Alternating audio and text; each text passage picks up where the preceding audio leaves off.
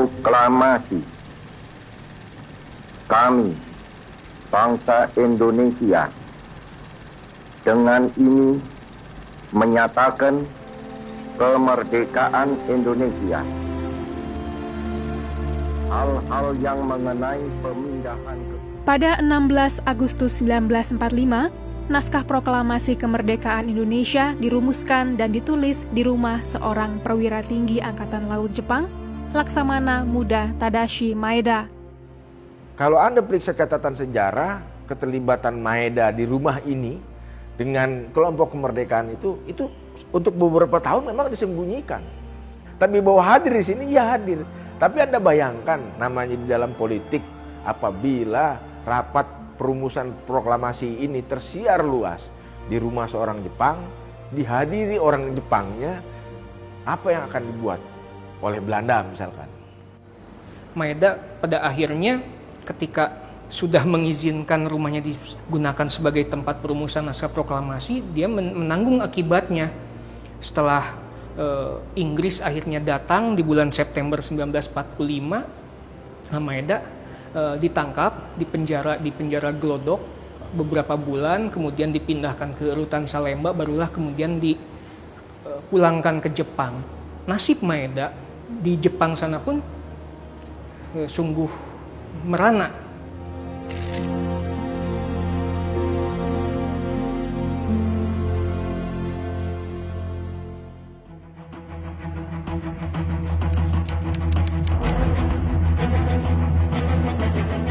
Pada 6 dan 9 Agustus 1945, bom atom dijatuhkan di Hiroshima dan Nagasaki.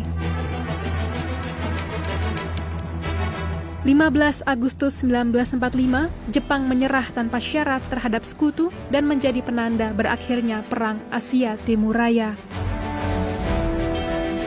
Di Indonesia, sejumlah pemuda seperti Syahrir mendengar siaran radio BBC tentang kekalahan Jepang dan berambisi agar proklamasi kemerdekaan bisa segera dilaksanakan tanpa menunggu pihak Jepang.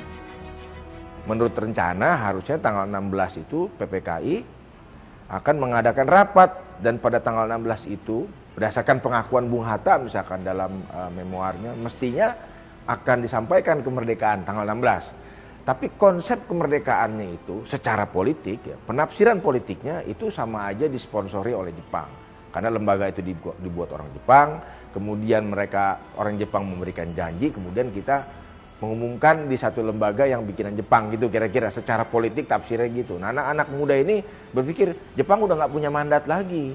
Jadi berita ini kan tidak nyampe ke kalangan tua ini yang didengarkan secara sembunyi oleh golongan-golongan underground yang antifa ini gitu kan, antifasis ini. Karena Soekarno ketemu di Dalat 12 Agustus, Jepang menyerah itu 15 Agustus. Jadi ketika Bung Karno perjalanan pulang, kemudian sampai sini itu kan prosesnya cepat. Ada dinamika yang terjadi antara pertemuan 12 Agustus sampai dengan 15 kan kemudian Jepang menyerah.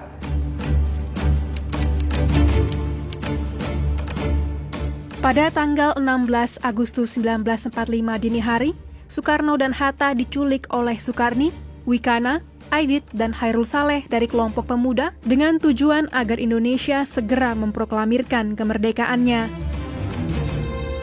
Ahmad Subarjo yang kala itu bekerja di kantor penasehat Angkatan Darat Jepang segera menyusul ke Rengas Dengklok dan bernegosiasi agar Soekarno dan Hatta bisa dibebaskan. Para pemuda bersedia membebaskan Soekarno-Hatta dengan satu syarat, proklamasi harus segera diumumkan tanpa bantuan Jepang. Jadi ini dua-duanya memang bertaruh gitu kan. Dua-duanya bertaruh, tapi kemudian kan ada kompromi. Ya itu makanya Bung Karno, Bung Hatta dia dengan Subarjo pergi. Subarjo kan cukup dekat dengan Maeda dan kalangan Jepang. Mereka pergi ke Yamamoto ingin mengkonfirmasi. Datang pertama nggak ketemu, datang kedua juga nggak ketemu, yang menemui kan Nishimura. Ingin mendapatkan konfirmasi bahwa apakah betul Jepang ini sudah kalah. Mayor Jenderal Otoshi Nishimura adalah Kepala Departemen Urusan Umum yang mewakili pihak Gunseikan atau Kepala Pemerintahan Militer Jepang di Hindia Belanda. Saat ditemui oleh Soekarno dan Hatta, Nishimura menyampaikan bahwa kondisi telah berubah dan janji kemerdekaan sudah tidak bisa lagi diwujudkan. Kecewa dengan jawaban Nishimura, Bung Karno dan Bung Hatta akhirnya meminta kepada Nishimura, kalau memang janji kemerdekaan sudah tidak bisa lagi diwujudkan, ya jangan halang-halangi kami untuk merdeka dengan cara kami sendiri. Dan akhirnya mereka kembali ke rumah Laksamana Maeda. Disinilah peran Soebardjo ketika memilihkan tempat yang aman agar tidak ada gangguan dari Angkatan Darat Jepang maupun Kempetai. Terjadilah proses meminta izin. Ahmad Soebardjo, Bung Karno, dan Bung Hatta meminta izin kepada Laksamana Maeda 16 Agustus waktu itu pukul 10 malam.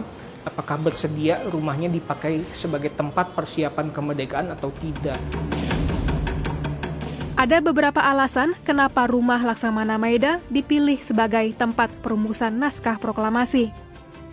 Pertama, karena Maeda memiliki riwayat yang dekat dengan kalangan Indonesia, khususnya pro kemerdekaan, gerakan nasionalis Indonesia waktu itu.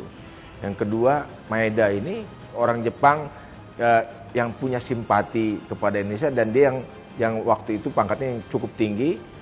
Yang ketiga, Maeda ini berhubungan dengan Indonesia dan orang-orangnya itu bukan sehari dua hari, tapi sejak sebelum masa perang dia sudah punya pengalaman di Indonesia.